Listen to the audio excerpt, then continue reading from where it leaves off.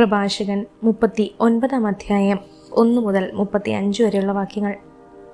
അത്യുന്നത നിയമങ്ങൾ പഠിക്കുന്നതിൽ താല്പര്യമുള്ളവൻ എല്ലാ പൗരാണിക ജ്ഞാനവും ആരാഞ്ഞറിയുകയും പ്രവചനങ്ങളിൽ ഔദസുഖം പ്രദർശിപ്പിക്കുകയും ചെയ്യും. അവൻ വിശ്രുതരുടെ വാക്ക് വിലമതിക്കുകയും ഉപമകളുടെ പൊരുൾ സൂക്ഷ്മമായി അപഗ്രഹിക്കുകയും ചെയ്യും. അവൻ ആപത്വാക്യങ്ങളുടെ ആന്തരാർത്ഥം തേടുകയും ഉപമകളുടെ നിഗൂഢതകളെ സ്വായത്തമാക്കുകയും ചെയ്യുന്നു. അവൻ മഹാന്മാരെ സേവിക്കുന്നു. ഭരണാധിപന്മാരുടെ മുമ്പിലും അവന് പ്രവേശനമുണ്ട്. വിദേശ രാജ്യങ്ങളിൽ അവൻ സഞ്ചരിക്കും. മനുഷ്യരുടെ നന്മതിന്മകൾ അവൻ വേർതിരിച്ചറിയുന്നു. സൃഷ്ടാവായ കർത്താവിനെ അന്വേഷിക്കാൻ അവൻ അതിരാവിലെ താല്പര്യപൂർവ്വം എഴുന്നേൽക്കുന്നു. അവൻ അത്യുന്നതന്റെ മുമ്പിൽ പ്രാർത്ഥനകൾ അർപ്പിക്കുന്നു. അവൻ പാപമോചനത്തിനായി യാചിക്കുന്നു. സർവശക്തനായ കർത്താവ് കനിഞ്ഞാൽ ജ്ഞാനത്തിൻ്റെ ചൈതന്യം അവനിൽ നിറയും. വിജ്ഞാന വചസ്സുകൾ പൊഴിഞ്ഞ് പ്രാർത്ഥനാപൂർവ്വം അവൻ കർത്താവിന് നന്ദി പറയും. അവൻ്റെ ചിന്തയും അറിവും നേരായ മാർഗത്തിലേക്ക് തിരിയും. അവിടുത്തെ രഹസ്യങ്ങളെക്കുറിച്ച് ധ്യാനിക്കുകയും ചെയ്യും. അവൻ പ്രബോധനങ്ങളിലൂടെ അറിവ് പ്രകടമാക്കുകയും കർത്താവിൻ്റെ ഉടമ്പടിയുടെ നിബന്ധനകളിൽ അഭിമാനം കൊള്ളുകയും ചെയ്യും. അനേകർ അവൻ്റെ ജ്ഞാനത്തെ പുകഴ്ത്തും. അതൊരിക്കലും മാഞ്ഞു പോവുകയില്ല. അവൻ്റെ സ്മരണ അപ്രത്യക്ഷമാവുകയില്ല. അവൻ്റെ നാമം തലമുറകളോടെ ജീവിക്കും. ജനതകൾ അവൻ്റെ വിജ്ഞാനം പ്രഘോഷിക്കും. സമൂഹം അവൻ്റെ സ്തുതി ഉദ്ഘോഷിക്കും.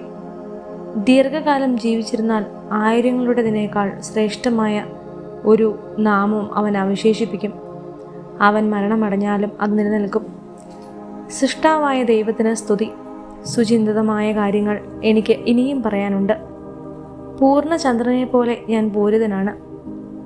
വിശ്വസ്തന്മാരായ പുത്രന്മാരെ, എൻ്റെ വാക്ക് കേട്ട് അരുവിക്കരയിലെ പഴനീർ ചെടി പോലെ മൊട്ടിടുവിൻ.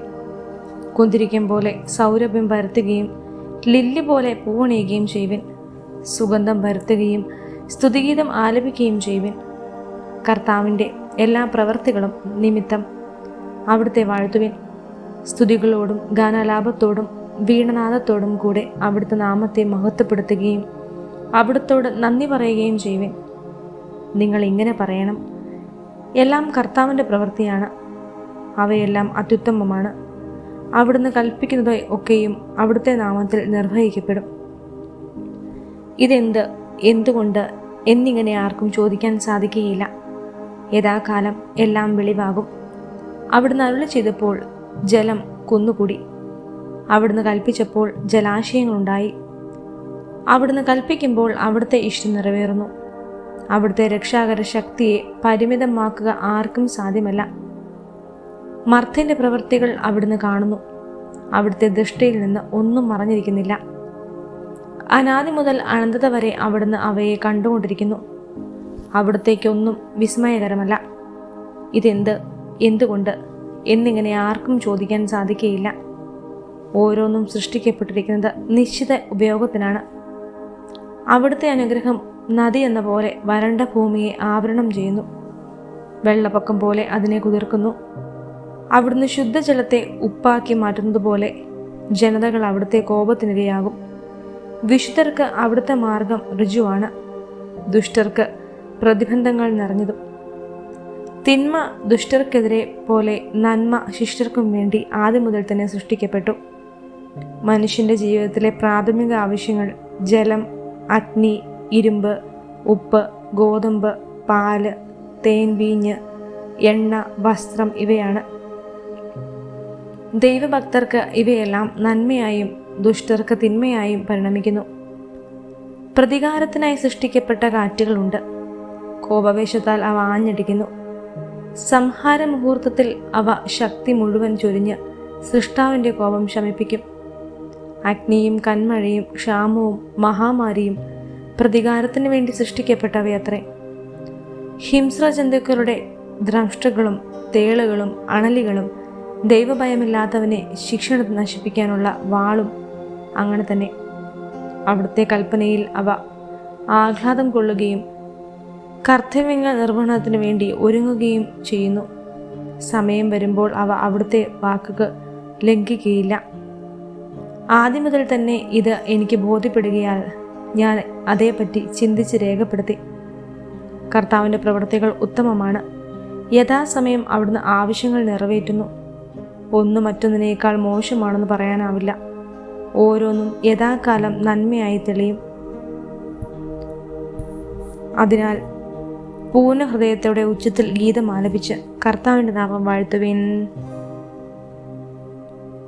പ്രഭാഷകൻ 40 അധ്യായം 1 മുതൽ 30 വരെയുള്ള വാക്യങ്ങൾ. ഓരോരുത്തർക്കും ധാരാളം ജോലി നിശ്ചയിക്കപ്പെട്ടിട്ടുണ്ട്. മാതാവിൻ്റെ ഉദരത്തിൽ നിന്ന് പുറത്തു വരുന്ന നിമിഷം മുതൽ സർവരുടെയും മാതാവിൻ്റെ അടുത്തേക്ക് മടങ്ങുന്നത് വരെ ആദത്തിൻ്റെ സന്തതികളുടെ മേൽ ഭാരമുള്ള നുകം വയ്ക്കപ്പെട്ടിരിക്കുന്നു. അവരുടെ ഹൃദയചാഞ്ചല്യവും ഭയവും ഉത്കണ്ഠയും മരണദിനത്തെക്കുറിച്ചാണ്.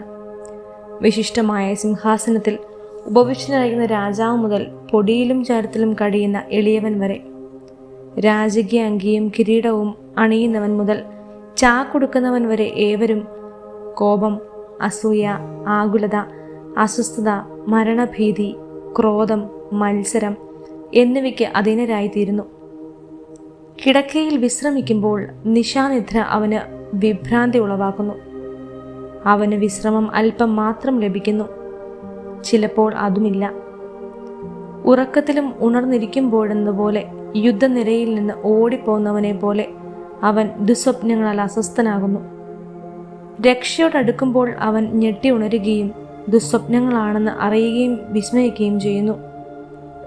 എല്ലാ ജീവികൾക്കും മനുഷ്യനും മൃഗങ്ങൾക്കും പാപികൾക്ക് 7 ഇരട്ടിയും മരണവും രക്തച്ചൊരിച്ചിലും കലഹവും വാളും ആപത്തും ക്ഷാമവും പീഡനവും മഹാമാരിയും വന്നു ചേരുന്നു. ഇവയെല്ലാം സൃഷ്ടിക്കപ്പെട്ടത് ദുഷ്ടർക്ക് വേണ്ടിയാണ്. അവർ നിമിത്തം ജലപ്രളയവുമുണ്ടായി. മണ്ണിൽ നിന്ന് വന്നത് മണ്ണിലേക്കും ജലത്തിൽ നിന്ന് വന്നത് ജലത്തിലേക്കും മടങ്ങുന്നു. കൈക്കൂലിയും അനീതിയും നിർമ്മാർജ്ജനം ചെയ്യപ്പെടും. വിശ്വസ്തത എന്നേക്കും നിലനിൽക്കും. അനീതി പ്രവർത്തിക്കുന്നവൻ്റെ സമ്പത്ത് കുത്തി ഒഴുകും പോലെ പെട്ടെന്ന് അപ്രത്യക്ഷമാകും. ഭയാനകമായ ഇടിമുഴക്കം പോലെ തകർന്നു പോകും.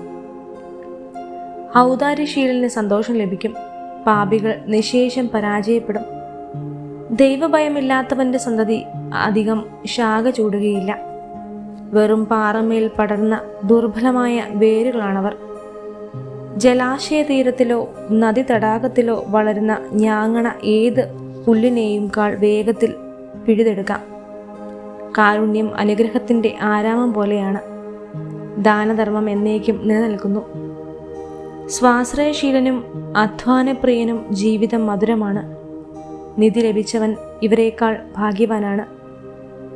സന്താനങ്ങളും താൻ നിർമ്മിച്ച നഗരവുമാണ് ഒരുവന്റെ പേര് നിലനിർത്തുന്നത്.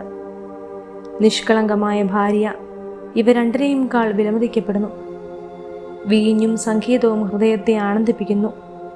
ജ്ഞാനതൃഷ്ണത ഇവയേക്കാൾ ശ്രേഷ്ഠമാണ്.